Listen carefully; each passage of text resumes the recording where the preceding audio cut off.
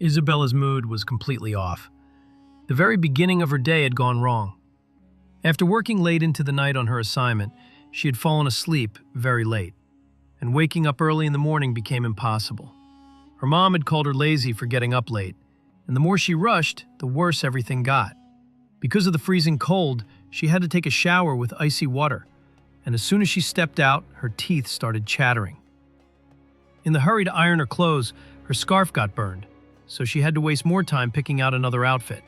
She wanted to save time by finding a matching scarf quickly from the wardrobe. Today was the final deadline to submit Professor Adams' assignment. Everyone feared his short temper and strict attitude. It seemed to be Isabella's unlucky day. And to make it worse, her brother Aaron refused to drop her at the university on time. "How will I get to the university now?" she complained. "At this time, I won't even get any points." "I'll be late for the office," Aaron replied sharply. "There's an important meeting today.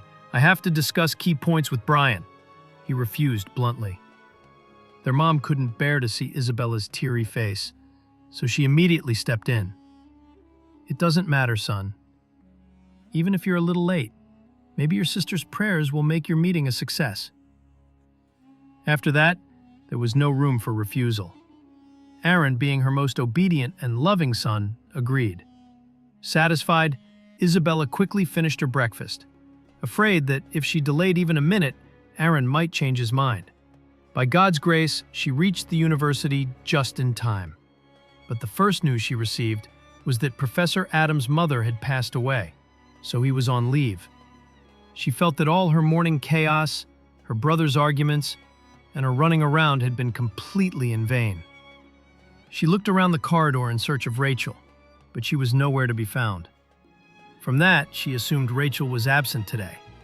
Feeling bored, Isabella sat on the grass in the lawn, basking in the sun.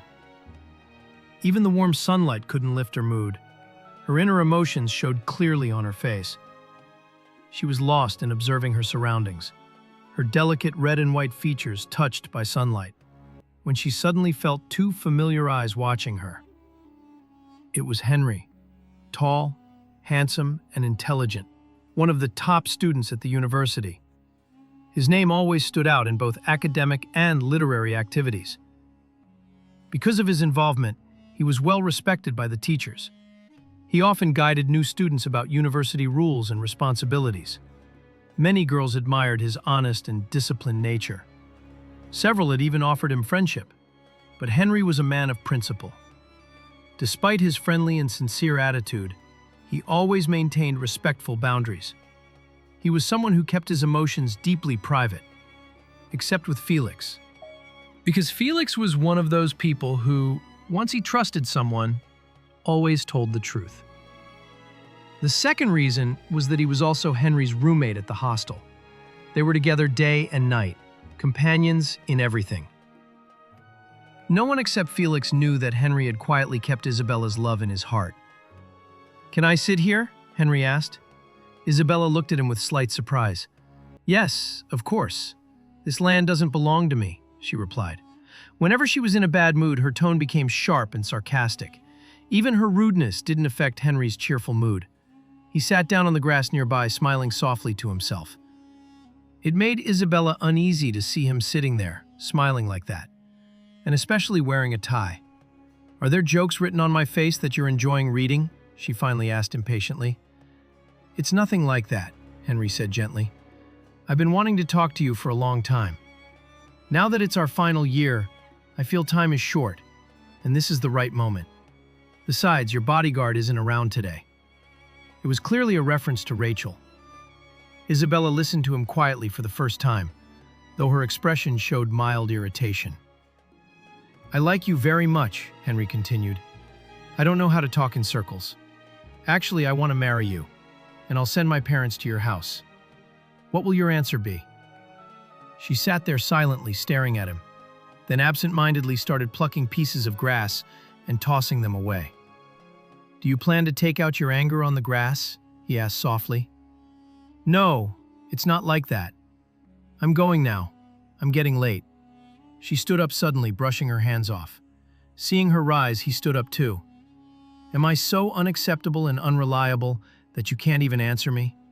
His tone carried quiet disappointment. "Yes. If my parents say yes, then I'll have no objection either," she said slowly and walked away. Henry kept watching her until she disappeared from sight. New scene, calm morning. Samuel was sitting in the lounge reading the morning newspaper when Amelia came out of her room and looked around.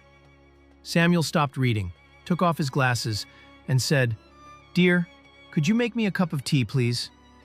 Then Amelia peeked into the kitchen. "This Anna is nowhere to be seen. Where has she disappeared now?" she muttered, her mood already sour. Pause 1 second. Just then, Sophia came into the lounge, holding some clothes in her hands. "Mom, where's Anna? I told her to iron my clothes, and she's still lying on the bed making fun of me."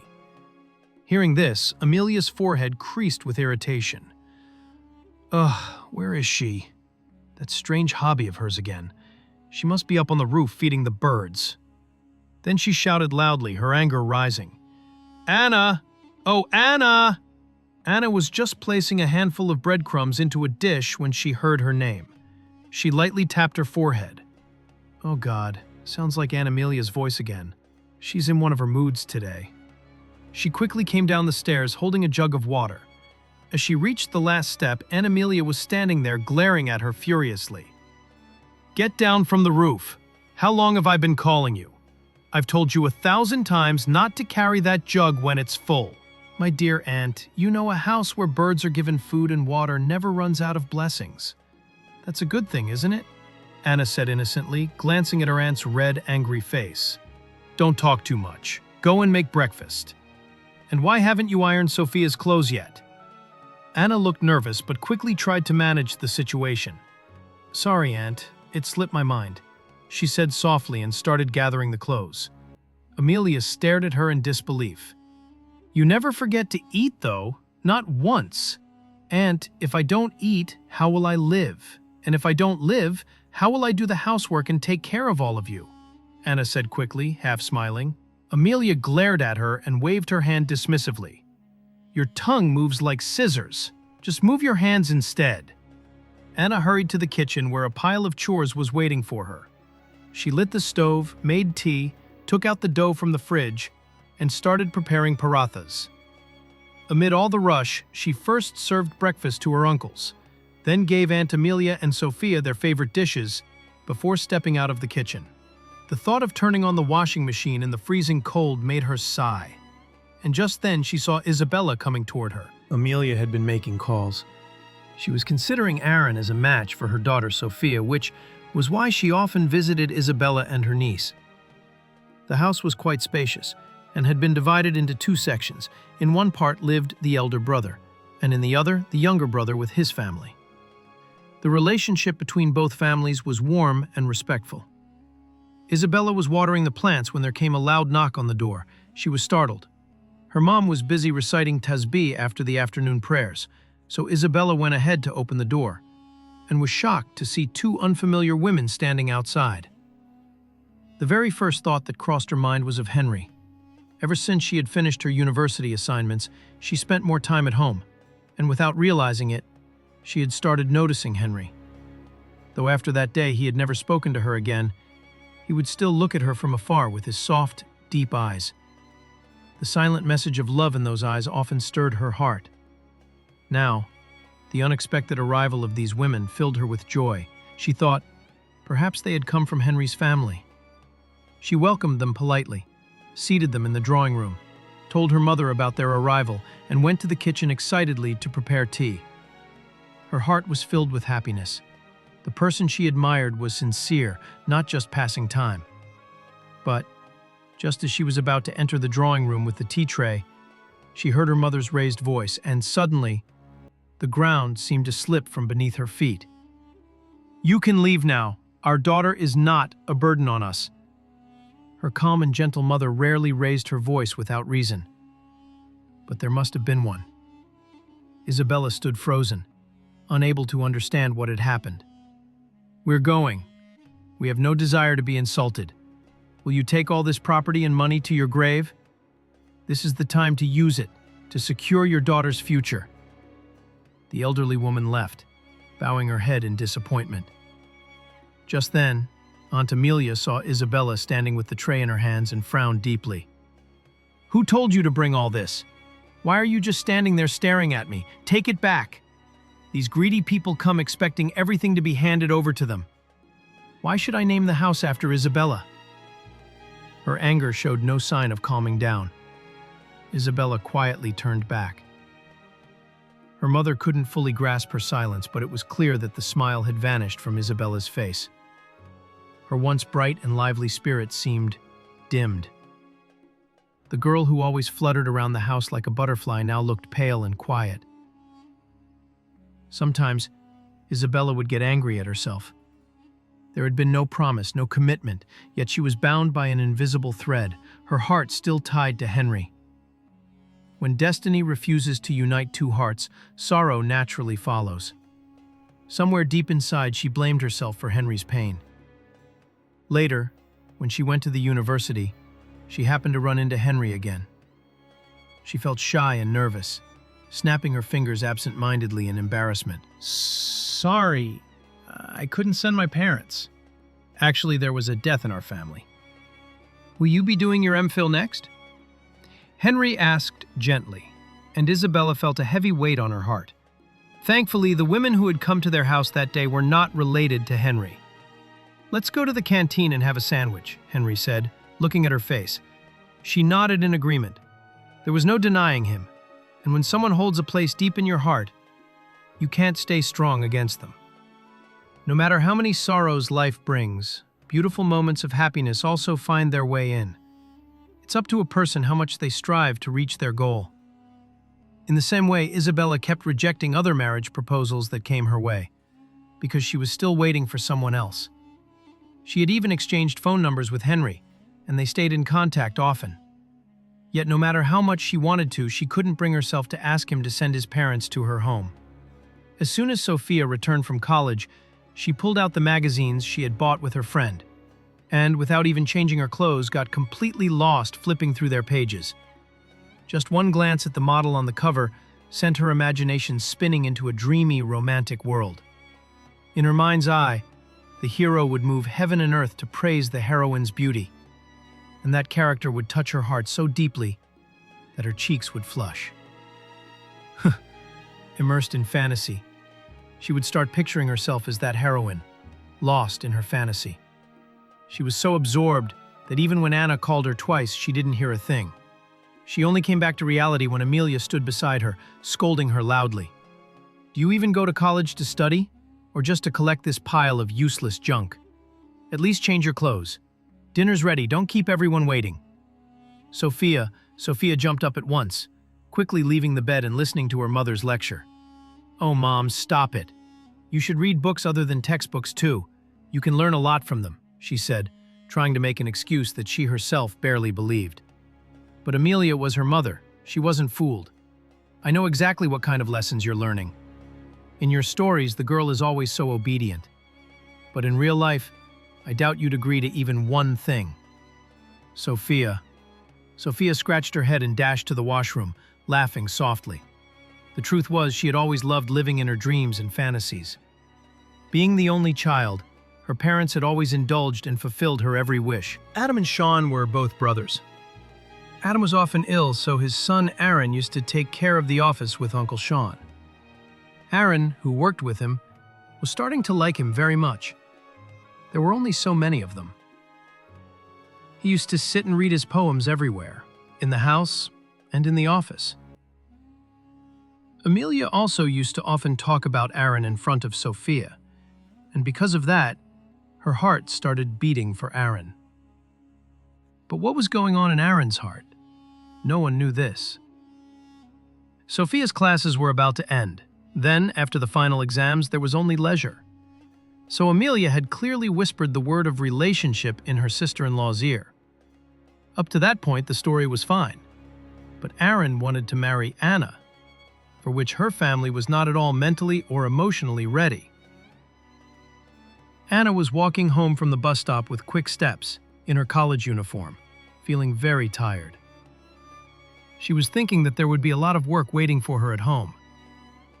Sophia is the one who enjoys the pleasure of having delicious food served on the table as soon as she reaches home. With these thoughts in mind, she had reached home. She took a deep breath, opened the gate, and entered. Placing her bag on the sofa in the lounge, she herself sat there, feeling uneasy. At that moment, Aaron entered the lounge with a glass of cold water and offered it to her. Anna immediately sat up straight, held the glass, and drank the water in a gulp. Then said with a smile, "Aaron, how much do you care about me? It's true, sometimes you feel like taking your calls." She was like that, the owner of a pure heart. Aaron scratched his ear and smiled, thinking about something. "Now, I'll take my calls later. Go and cook. Mom has gone to Aunt's place with Sophia, telling her to cook food as soon as Anna comes." Seeing Aaron's playful face, she said with a smile, "Ugh, it's so hot. On top of that, this kitchen work. I have a test tomorrow, too." Aaron looked at her radiant complexion carefully, then said, "Don't worry. I'll get you some help. You tell me, I'll cut the vegetables." Sophia enters. Sophia had heard the last sentence as she entered the lounge. "What can I say?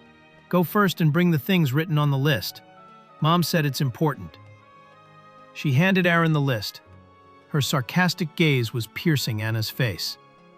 She, frightened by Sophia's sarcastic gaze, went to the kitchen. She had been feeling for a long time that she was nothing more than a burden in this house now. Anna had been feeling for a long time that she was nothing more than a burden in this house now. Her eyes became moist, thinking about it. She was preparing food when Aaron entered the kitchen. Anna looked at him with a helpless smile. "Is the food ready?" "The rice is just ready. I'll put it on the table now."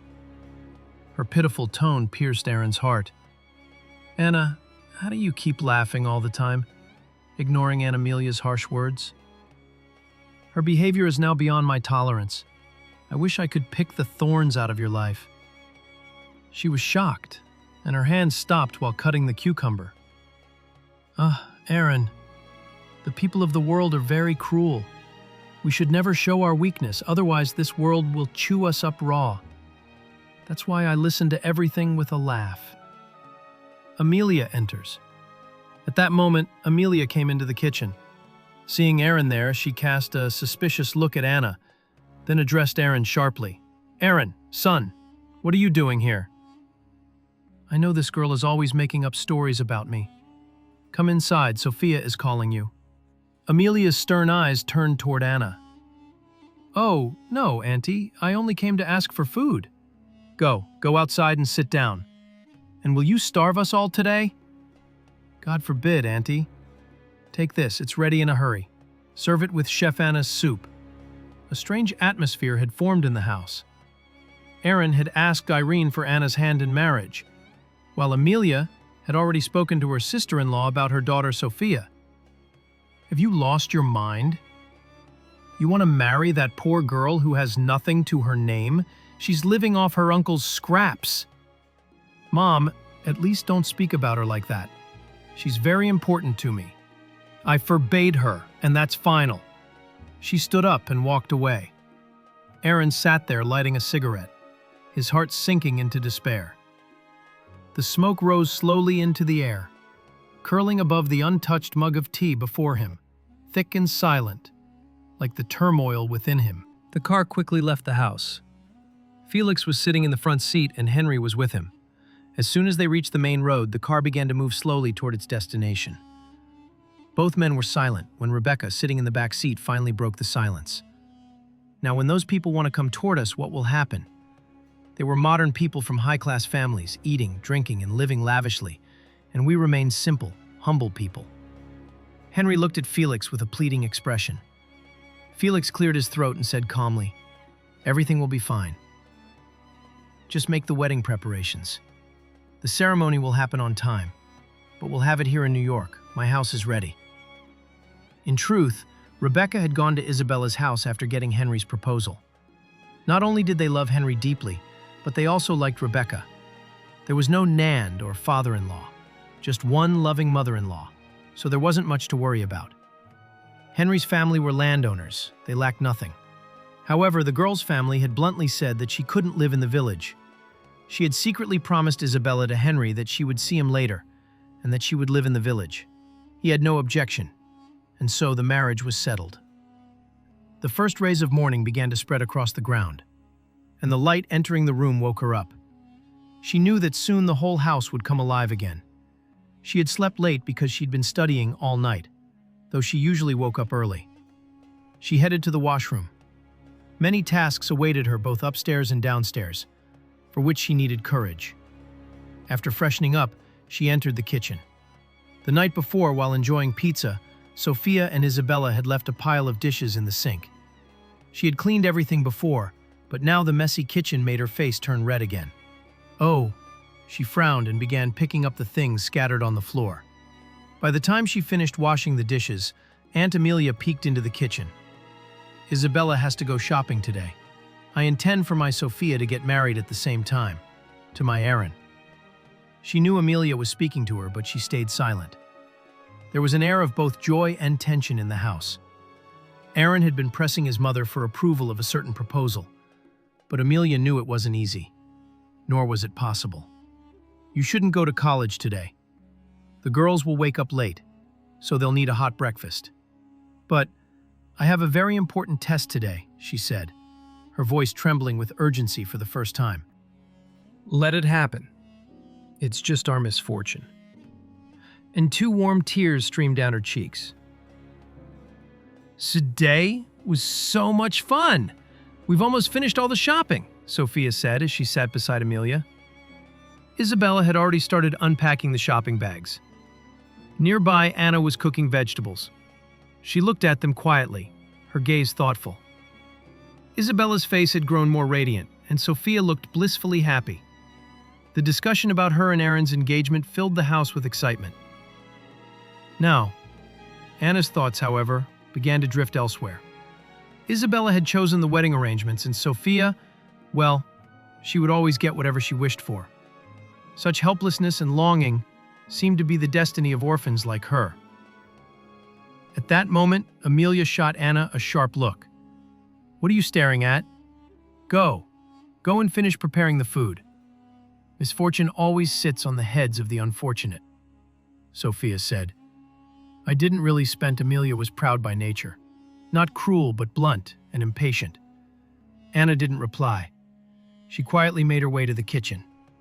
Yet, she found herself thinking that some people receive everything effortlessly.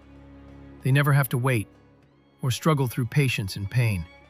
Everything is handed to them without asking. Then her heart suddenly scolded her for such thoughts. Trembling, she whispered repentance under her breath. Who was she to question the balance of God's will, His choices, His timing, His gifts?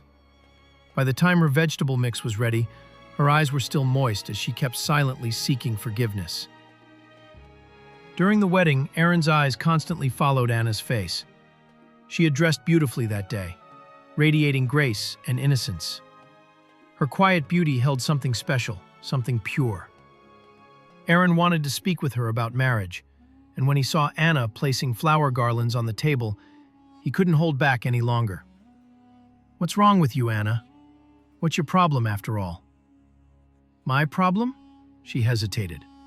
Why are you ignoring me? He asked sharply, his voice laced with frustration. Really? Am I? She replied with a faint shrug, trying to sound indifferent. You know, I will marry only you, firm, calm Anna. Yes, but it is not my fault. It's your problem. Because I do not want to marry you. Not today, not tomorrow. For a long time, I have seen deprivation and mistreatment in this house. Not anymore. I will marry someone who will respect me. Someone with whom I can live with my head held high. Soft, hurt Aaron. Her words pierced Aaron's heart. He was confused by her bright face and charming smile mixed with certainty. Then he turned away, stunned, and did not look back at Anna for the rest of the ceremony. Reflective narration, Anna. Even when it was announced that Sophia and Aaron would also get engaged that day, At Isabella's departure, Anna did not react outwardly. But when she saw the ring with Aaron's name shining on Sophia's finger, she smiled faintly, her eyelids glistening with unshed tears. Soft, descriptive narration. Room scene. It was a spacious room in the mansion, its ceiling high and grand. Rebecca felt a little nervous as she looked around with cautious eyes. The walls were intricately carved, and the large, beautifully designed bed, almost ship-sized, matched the color of the walls. Though the environment was rural, there was grace and refinement in everything. Soft, magical tone, narration. The wooden doors and stained glass windows filled the room with soft shades of red and green light, giving it a dreamy, almost magical glow. Her heart, which had long been attached to her own family, began to feel a strange sense of belonging to this new home. Sudden alertness. Narration. Suddenly the door opened, and though she had been expecting Henry, she was startled to see her mother-in-law enter instead, accompanied by a plump woman. Warmly, mother-in-law. "Daughter, I thought I'd bring your aunt, who came from another village, to meet you." Confused, gentle narration. Rebecca. Rebecca frowned slightly. She couldn't recall which aunt this could be. Irritated, commanding. Aunt. "Hey, daughter, what are you thinking? I'm your aunt from your husband's side." She half lay down on the freshly made bed as if it were hers. "It's a family custom, my dear. Pressing your mother-in-law's feet brings blessings." "Then the sister of mine is a blessed woman. Come, press my feet too." Hesitant, quiet narration. Rebecca. Rebecca hesitated. She had been raised delicately, far from village customs. The sight of their cracked heels and muddy feet made her uneasy, but she said nothing. Critical, muttering. Aunt. "Your daughter-in-law seems a bit arrogant. You should teach her to show respect to elders." Obedient, soft narration. Rebecca. Rebecca quietly obeyed, pressing their feet while they sipped bitter tea. After a while, the woman began to snore loudly, filling the room with noise. Rebecca, exhausted, stopped and sat back, only for the woman to jolt awake suddenly. Loud, demanding. Aunt. "Hey, did you wake me up? Come on, keep pressing." Narration. Rebecca. She barked before finally getting up and leaving the room. Henry came just before dawn. By then, Rebecca had fallen asleep, completely exhausted. The next morning when she woke up, sunlight streamed through the windows. For a moment, she couldn't remember where she was. Her eyes darted anxiously across the carved walls and the high ceiling. Henry wasn't in the room. At first, Henry had been a cheerful and lively young man. He had grown up without a father and had no siblings. When blood relations are missing, a person often carries an emptiness inside, a void that even time struggles to fill. Henry's heart carried that same emptiness, a hunger for affection. He had wanted Isabella to fill that space with love. But his mother, who had raised him single-handedly, now wished her new daughter-in-law would bring happiness to the house. Yet, she didn't want Rebecca to live there for long. Her plan was for them to eventually move to the city. Henry, however, was torn, caught between his mother's wishes and his own love. What could he do? When Rebecca came out after getting ready, the same aunt was already looking for her. "Daughter-in-law, you slept so much today, that's bad luck. Don't ever sleep in the morning again. Now quickly, put something on your face. Women from the whole village are coming to see you." Rebecca sighed inwardly. "If I stay here, I'll lose myself. I have to find a way to escape someday." She wasn't in the best mood. Hunger had made her irritable, but she kept quiet. A new bride couldn't complain. She wanted tea badly, but she bit her tongue. When she stepped outside, she froze. The large courtyard was overflowing with women, a sea of faces, all talking loudly, laughing, crowding around her. Dozens of women kissed her forehead, hugged her tightly, some so hard that her chest began to ache. Every woman had a prayer or blessing to offer in her own language. The first few rows alone took forever, and 6 more rows were waiting behind them. Rebecca felt suffocated. She wasn't used to this attention. Their affection felt more like an assault. Just as one large woman began kissing her cheeks repeatedly, Rebecca couldn't take it anymore.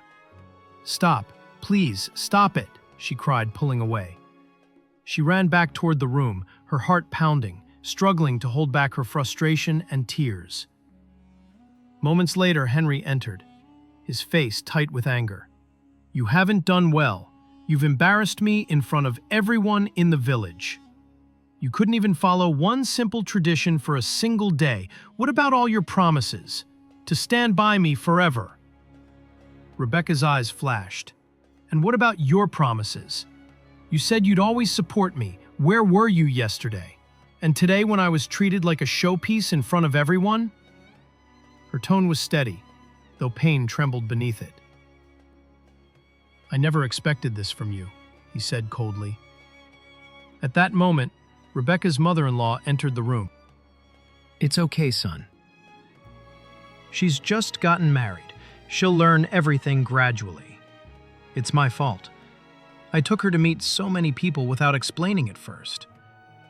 Rebecca had seemingly made peace between them, but neither Henry nor Isabella could truly agree. Both were silently angry with each other. Slightly tense narration. New problem arises. The tension hadn't yet subsided when a new problem arose. Isabella had to perform a traditional ritual, preparing a sweet dish herself. She would have done it, but she didn't know how to cook using firewood. Kind, soothing mother-in-law. "Don't worry, dear," her mother-in-law said kindly. "I'll help you." Narration with struggle. Isabella. When Isabella began lighting the wood, smoke filled the room and made it hard for her to breathe. As her breathing eased a little, she began stirring the pudding mixture, while Amelia chopped fruits, pistachios, and almonds beside her. Suddenly, Isabella's hand touched the hot spoon, burning her skin. Tears welled in her eyes as pain took over. Amelia took over and finished the pudding, but by then, Isabella had fainted from exhaustion. Soft, reflective narration. Evening. By evening, after serving tea to everyone, Anna came up to the terrace with a cup in her hand. She stood silently in the fading light, watching the birds flying home across the dusky sky. She had been deprived of her own home since childhood, and often felt like she had grown up surviving on the scraps of others' kindness. Observing, thoughtful, Irene. Down in the garden, Aaron's mother, Irene, noticed her from afar. Seeing the sadness in Anna's expression, Irene felt a pang of guilt. Once, she had thought of marrying off her son to Anna, but the gossip and jealousy from neighbors made her change her mind. And now that Aaron was engaged to Sophia, things had changed entirely. Yet Irene couldn't help but notice that Sophia rarely visited her anymore, and when she did, it was only out of formality. Just yesterday, she had returned home very late. When Irene asked where she had been and offered to send Aaron along next time for safety, Sophia snapped, "Why don't you just say that you want Aaron to keep an eye on me?" Sad, reflective narration. Irene's regret. Her tone had been sharp and her words disrespectful. Since that day, Irene felt a deep sadness. Sophia wasn't even her daughter-in-law yet, and already her manners were unbearable. Despite having rejected Anna, Irene couldn't help comparing the two. Sometimes we recognize a diamond too late, and that regret now weighed heavily on her heart. Dark, heavy narration. Isabella. Dark clouds gathered above the sky, and rain began to pour. Isabella's heart grew heavier with each drop that fell. She burst into tears. lonely, tired, and deeply hurt. It was her own stubbornness that had brought her to this point. No one had come for her for so long. She had been waiting, but Henry hadn't returned. Soft, sorrowful. She had tried her best to make a home, but everything seemed to crumble around her. Now, all that remained was silence and sorrow. The smell coming from the buffalo shed felt unpleasant to her. The air around her was strangely calm and her heart felt heavy. Women of all kinds surrounded her. There was no privacy left. Since their marriage, Henry had been busy managing the farmland accounts. He rarely came to the mansion, and even when he did, he was always occupied with other matters. She longed to sit with him for even a couple of hours. Tired and sad, she told her mother-in-law that she wanted to visit Mecca for a few days. But what hurt her the most was that Henry didn't try to stop her. He didn't even ask how she was doing after she left. She felt lonely, forgotten, and unloved. Her heart wasn't at peace and tears rolled down her face. Anna enters. Just then, Anna came to her. "Are you crying?" she asked gently. Rebecca was startled. "Yes, my heart feels very sad," she replied softly. "Why is that?" Anna asked. "I just can't seem to adjust here," she said in a weak voice. "It's okay," Anna said kindly. "I'll come with you for a few days." Amelia enters. Amelia, who had been watching her for a while, couldn't hold back any longer. "You, come inside," she said firmly. Anna quietly went in. Sophia's room. Light laughter. Meanwhile, Sophia was in her room talking on the phone. She suddenly laughed loudly at something, and Amelia frowned in surprise. "At this hour?"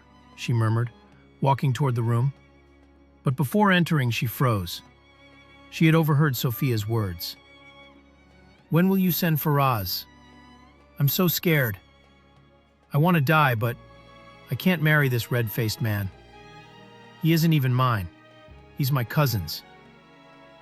Door sound, firm tone. At that moment, Amelia entered the room. Sophia's phone slipped from her hand in shock. "Mom! You!" she gasped. Amelia sat down, holding her head. "Who is he?" she asked quietly.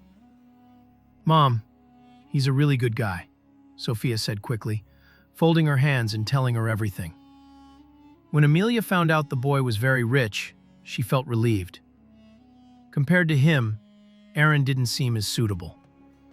"All right," she said calmly. "You'll marry whoever you want." Even then, the happiness of her only daughter meant more to her than anything else. A sudden pain rose in her chest. She groaned in her sleep as the pain grew stronger. She wanted to scream, but she couldn't breathe. Her hand hit the glass jug on the side table, knocking it over. The sound of water splashing filled the whole house. When Irene rushed into the room, she saw her son's face turning red. She immediately understood that he was in serious pain. In panic, they took Aaron to the hospital. He had tried to listen to his mother, but he couldn't get Anna out of his heart. His emotions had built up until his body gave up. For 2 days, he fought between life and death. His heart had suffered a shock, and only quick medical treatment had saved him. Though he was now out of danger, his condition was still fragile. Anna had made herself miserable from crying. She used to say she didn't love Aaron, but her broken state showed otherwise. A week later, Aaron was discharged from the hospital. Henry and Rebecca had also arrived in the city to pick up Isabella. "Let's go home now, my dear," Rebecca said softly. Isabella hugged her and burst into tears. No, don't cry," Rebecca said kindly. "Henry has been so busy with work for a long time. I kept telling him, let's go. He said, 'Mom, we'll go together to bring your daughter-in-law home.' My son loves the city too, so we bought a flat here. He was busy decorating it. He wanted to surprise you." Isabella cries. Hearing this, Instead of feeling happy, Isabella cried even more. Just then, Henry entered the room. "Come on, let's go home now," he said gently. "Everyone misses you." And so, with her parents' prayers behind her, Isabella said goodbye once again. But this time, her heart felt lighter and more peaceful. Under the soft glow of the lights, it was a beautiful evening.